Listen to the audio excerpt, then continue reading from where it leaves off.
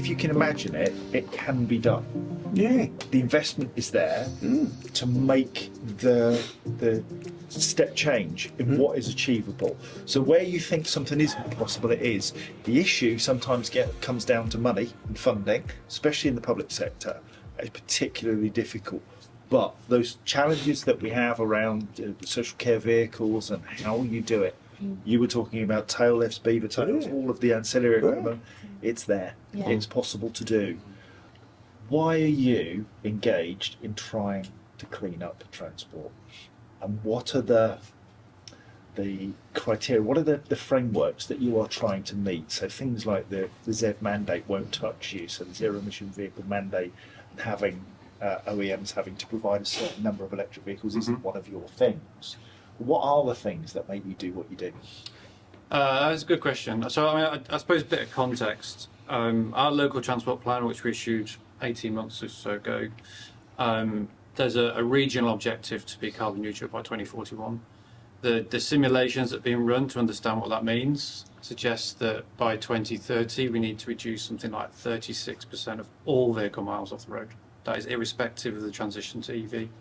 That is millions. That is effectively COVID every year. That's the context if we are to hit that target. So that's a reduction of miles travelled by cars, Everything. trucks. Everything. Right. Okay. But there's a lot of emphasis put on innovation.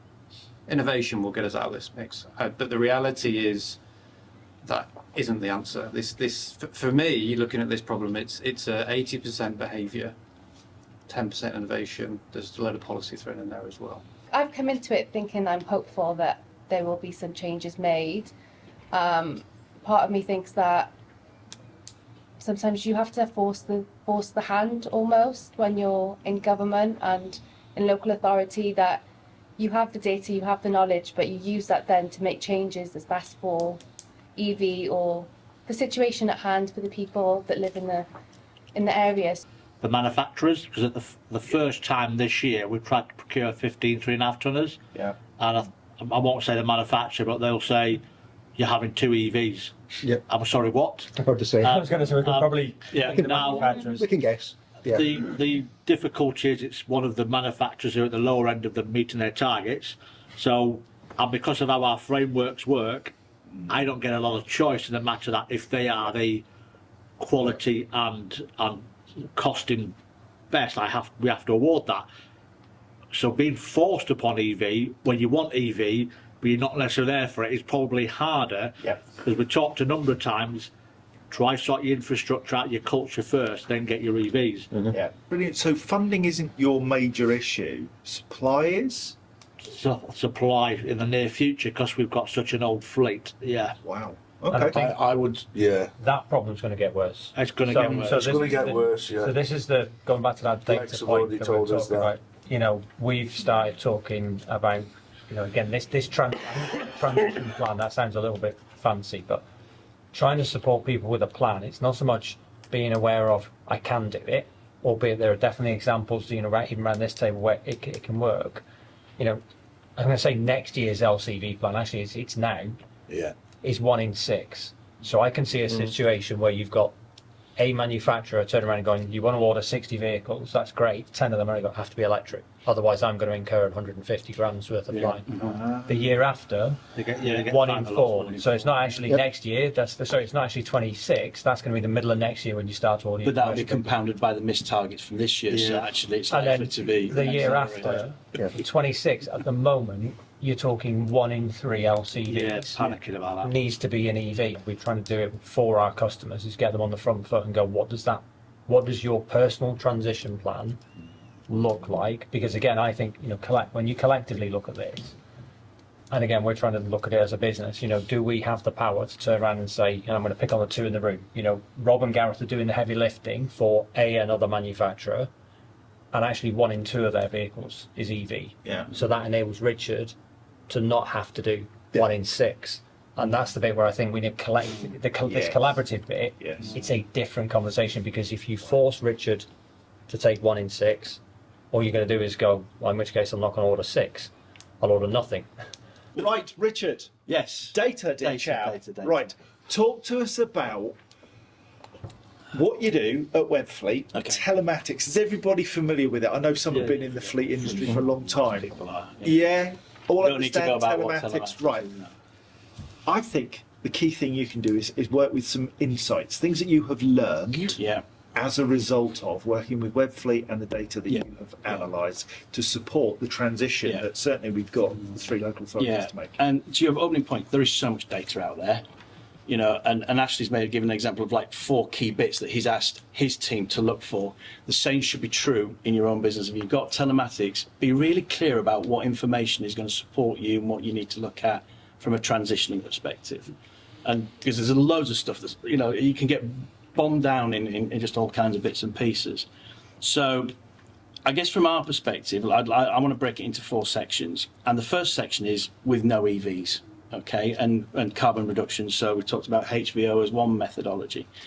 But actually, one of the things that telematics can give you is, first of all, your exact fuel usage for every vehicle. So therefore, you are measuring as a baseline your CO2 footprint in the movement of your vehicles. So you've got a baseline, you can start with it. Now, under all the reporting requirements that are now coming through, and for your plant, you know, you mentioned that that's now starting to come in. Actually, there's a number of methodologies that are recognised as acceptable for where we are. One of which is a distance-based one, where then you can apply efficiency to the vehicle and using a calculation about the amount of CO2 that is in every litre burnt, and that's probably worth drawing on. CO2 is a fixed value for every litre of burnt.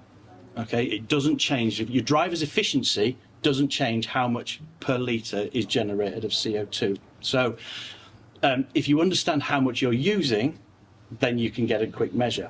Now, if you're using a distance-based methodology and not capturing the actual fuel, your ability or your options to reduce your carbon footprint here and now today of what you're actually doing is limited by the distance that you travel. And for most organisations with an operational fleet, that has a finite limit to how you could better optimise trips or the number of trips that you're doing. If you know exactly how much fuel you are using, okay, you will have a number of incremental opportunities. So pump the tyres up, you know, you burn less fuel, you're measuring less fuel usage. Driver's behaviour, I know we'll probably talk about that. We can talk about that in terms of EV because we're doing quite a lot of work in that space. But, you know, that driver has a real impact on how much fuel you're using for any given trip.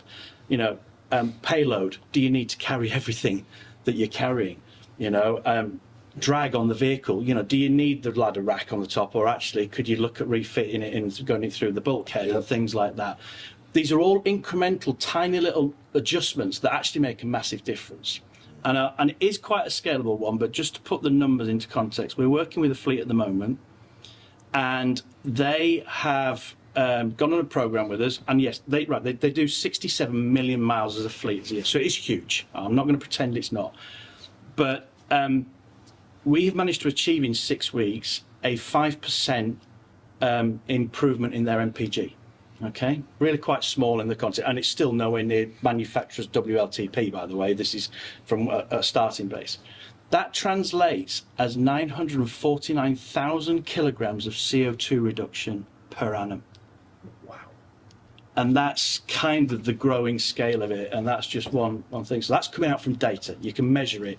You can use it in contracts, because again, most contracts now will have a requirement around your activities in sustainability, and it's gone. What we're seeing, it's gone beyond greenwashing now. It's like, what are you measuring, and how are you going to reduce it? And what's really key here is that we're not rabid about everybody moving to electric tomorrow. Correct. We all run mixed fleets. Exactly. There are savings to be made which make you more profitable, Yeah. irrespective of what fuel you use. And the data and those insights help you save money and be more profitable as a business or as a department. Now, most, and the reason I raise it is, look, most commercial fleets or people will be collecting data from a telematics source. Yeah. That's been around for 20 years. You know, it doesn't have to be Webfleet, right? It's all kind of in there. And in some instances, it's revisit what's already there tomorrow, and you can start to make a difference. But a lot of people have forgotten about what they're already collecting from a data perspective and looking at reusing it.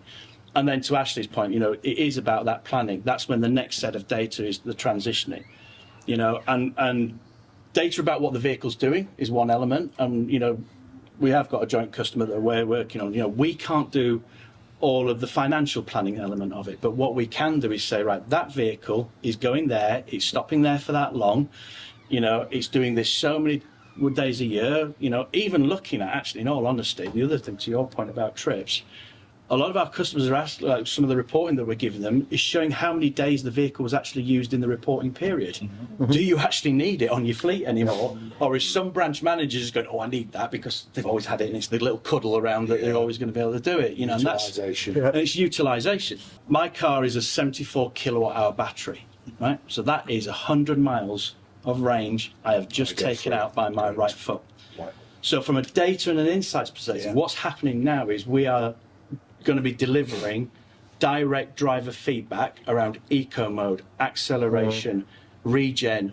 These are the new measures of driver behaviour that have gone beyond the harsh acceleration, the harsh braking, harsh steering, or idling, and those kinds of ones. So these are the new world ones. And to your gamification point, yes, it is starting to be really game. Now, some companies are doing it in a different way. One of I think the most fair one that I've done, because a lot of companies go, best driver. Well, best driver will always be the best driver. Your bottom driver can quite easily get disincentivized about how you bring them up. One of the most interesting ones I've heard is that if you achieve the score that is set by the business for your driving behaviour score, and that is league tabled, in the month that you achieve that, you will get a raffle ticket. So if you're in the score for 12 months, you get 12 raffle tickets.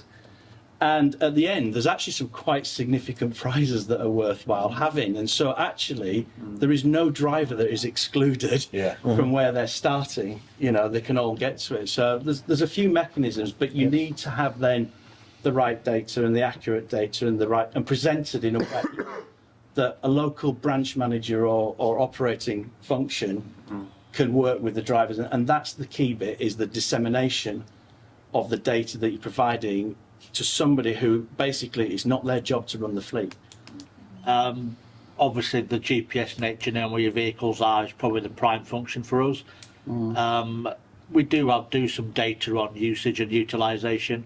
Is it as used as much as we should do? No, not particularly. Would we like to? Yes. But as you said, we were up until probably 5 or 6 years ago still pretty much paper driven. So we've come a long way in the last 5 or 6 years, but not unlike the manufacturer's culture within councils is probably the more difficult aspect to get across. Certainly in Leicester's quite an aged workforce, particularly in environment and transport and that. So it's trying to get that side of cross of technology and the use of data to make good decisions is, to this day, probably somewhat troublesome. What do you think is a limiting factor within your organisation to utilise the data, to get the insights, to help inform the drivers and those who manage the fleet? Part of it, I believe, is probably resourcing. So where we just operated a fleet 5-10 years ago, we were just operating a fleet. We had nothing. And then you move to paper-based and obviously introduction of metrics and KPIs, but somebody's got to monitor and manage that. Now, from a council sense, growth bids tend to be not necessarily rejected, but you have to put a really strong business case in.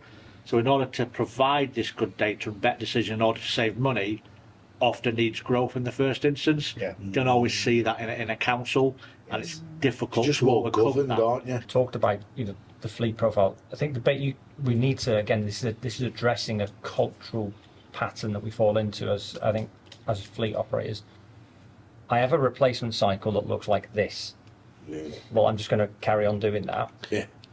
Well, actually, no, because if John's vehicle is due for replacement in 25, Ashley's vehicle is due for replacement in 29, and the insights telling me that Ashley's vehicle could go to electric, and they're both driving the same vehicle, swap the two of them over. Give John Ashley's vehicle, which has got another 4 years to run, because he is not suitable for an electric. And when you order what would have been John's replacement vehicle, order it on the behaviour that it's Ashley that's going to need it, because that switches where you're. And again, this is where this data and insight piece come from. It's not necessarily looking at when is the vehicle due to replace, it's the who is it replacing, and actually can I swap things around. And again, that there will be complexities, because again, I'm not an LCV expert, so Gareth's probably going to want to shoot me for this, but if I'm driving a small LCV type vehicle, and I'll not name brands, and I'm driving a large LCV vehicle, it's not a case of, well, Ashley's driving this one and it's completely different, just swap them, because you can't swap the big van for the small van. But it's that understanding what's the art of the possible. But where we are today, in a typical family of 2 adults and 2 teenagers, there's 4 cars. Yeah. When I was a kid, they were one. Yeah. Yeah. You know what I mean? If my mum wanted to go and drive it, she had to wait for my dad to come on. Yeah. She's got her own now. So I think those short journeys is because the society we live in now has the vehicles more readily available than it was when in the 70s, let's just say. It's that conscious thing, and I do think you go through changes as you go through life. So I think you'll accept some inflexibility and inconvenience when you may be younger. Yeah. I think as you grow into flexibility, and these things probably haven't helped any of us. You just almost, I demand that this happens, and it happens now. But and I don't everything wanna we fall buy out of it. is also instantaneous as well now, isn't it? Do you know what I mean? Everything around us, even same day deliveries from certain blue ticked organisations now. Your charging infrastructure needs to be a part of the conversation right at the very front end. It's the same as if somebody all of a sudden said, no, well, you can't have diesel anymore. You would then consider your fuel option at the front end. Is my car, truck, van compatible with my alternative fuel? If you engage with the right providers at the right time, people are able to secure network connections much, much quicker than we used to be able to. If you're looking to put EV charging in at a location which is valuable to the network, i.e. if you want a new substation, which sounds expensive, right? Just hear me out. So if you say, I need X amount of power and I want a new substation, we can go and secure that substation, but the DNO essentially wants that substation because it's able to upgrade their network. So they'll pay you for it. If funding is an issue, there are businesses out there that essentially you surrender a part of your car park, they'll come and put chargers in there. Yeah, fine, you'll pay for them. They become public chargers, but it's their business case. So it's much more complex because you're understanding the business. You're not just going in and saying, well, yeah, I can put in whatever you want, But we wherever have you to. want it. Conscientiously, we have to, because then laterally, once it's done, once the install is finished, you'll then want them to work. I think, sorry, Go, just on that. Richard. So because the example, the joint customer is a local authority, and they are, in the national sense, they're quite progressive, aren't they, in terms of what they're trying to do from a decarbonisation perspective. But I think when we acquired the business, probably with Alan, the fleet team engaged with procurement, certainly when we did ours, and they went to the market for the right reasons and not necessarily just because of the framework requirement procurement. They did really work quite hard with the request to procurement to go out to the market to get the right end result when they brought us, both of us in. I think that's really important from a local authority, is to engage early with your procurement departments and making sure they are asking and willing to look at not the price per unit, but the overall return on investment and what you're going to get. Because when we tendered, the first tender that came out was a traditional procurement tender from the procurement teams, and they got what that would have expected to get, which wasn't what they needed, and they were brave enough to go, this isn't actually going to get us what we want, and they went back out and they asked a different set of questions. So I guess the advice is seek to work with pre-work with the suppliers, pre-work with procurement, so that when you go to market, which you will have to do, you're asking the right questions that give you the answers. How do you avoid those expensive mistakes? Is it by talking to you and Roundtable. yes, Yeah, it yeah, is. it's about that experience and taking that away, those Yeah. relationships away from today, so that you know you can pick the phone up to any of us and ask the question, and we'll help. What's also good about Roundtable is that, you know, you're those that are at the beginning learning, Yeah. but those that are further ahead can also look at it and go, yeah, we tried that didn't work. Yeah. Or, you know, how about you try something else? But also what's interesting, Alan, is that what you've been saying about the work that you do with your own customers, about getting the right charge point in the right place at the right time, it, you know, rings massive bells with the work that we're doing as well, and we approach it in very much the same way. Yeah. And you know, we're often trying to persuade them not to put in high power chargers because the dwell times, you know, too long for that. You go, well, a bit like yourself, you were saying, Mitchell, you don't want 150s in because it will zap them and then they're done, and you get somebody else to come in and move the vehicles around. And you go, well, put in 22s instead. Richard. I was going to ask maintenance of things. So that's an area that I don't know much about, but everyone talks about, like, because you do need to keep them working. Yeah. What does maintenance look like on sort of like in your world? What's the sort of typical sort of requirements of maintenance? So, one of the things that I was quite instrumental in, I suppose, was when we tendered for the National Grid contract. In a lot of ways, they started behaving as though, in most circumstances, I'm sure most companies would operate, which is that they wanted a cool, fixed maintenance agreement. So something breaks, you're there within a certain period of time, usually a certain amount of hours or a certain amount of days. And what I put to them as part of one of our tender meetings was, well, if the person who's calling us is an electrical engineer, why do you need us? Like, we can advise you by phone, we can talk you through exactly what it is the problem. There are some, because of the type of chargers we provide, they're all the live parts, even when you open the door, are behind a screen. You can't touch them, so you can't hurt yourself unless you really, really, really, really try. But unless you've got tools, you can't get behind the covers. So we said, so you can open the door and reset the charger yourself. In most cases, if we can't fix it remotely, which we can for around 90% of faults. 90% of faults we can clear remotely. Call in, go into the back office, reset chargers, change parameters, that'll clear the fault. Otherwise, it's a power cycle essentially. Switch it off, count to 10, turn it back on again. And most of the time that reboot clears the fault as well. I hope everybody who is kind of starting that journey does reach out. You know, I hope, you know, that you have found people, operators and potentially suppliers who you can just pick the brains of. Yeah, I think I'm like 2 years into Fleet now, so I'm kind of at that point where I'm still very new, because there's always you unturn a new stone, you open a box and you're like, oh, I kind of want to close that now. But I think for me, there was stuff on the data that was really interesting, because I'm on a really, really big data journey with the fleet. So I'm looking at a lot of the stuff around driver behaviour and how we start to really utilise all the sources of our data better. So kind of knowing that I'm hopefully on the right track with that was really good. And then all sorts of stuff around the whole side of charging that every day seems to get more complex and complicated was really useful.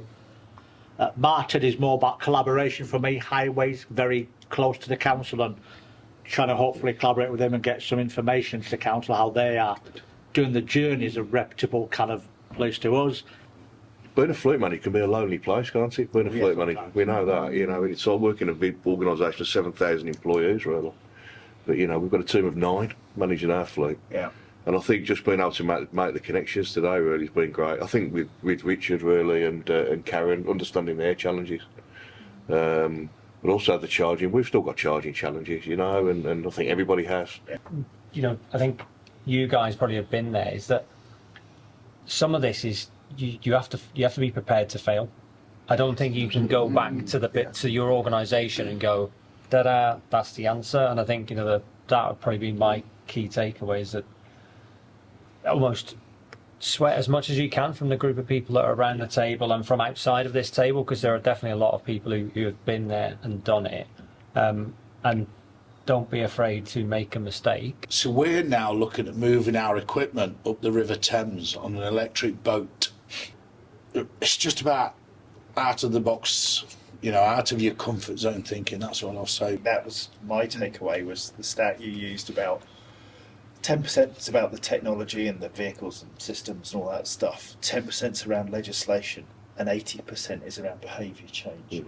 And if I communicate anything, this is a people business. It's not about boxes of electricity that we know as chargers, or boxes on four wheels, cars or vans, or systems that tell you data and insights and all that stuff. This is about people. Thank you ever so much for being here. Really appreciate everybody's input to this.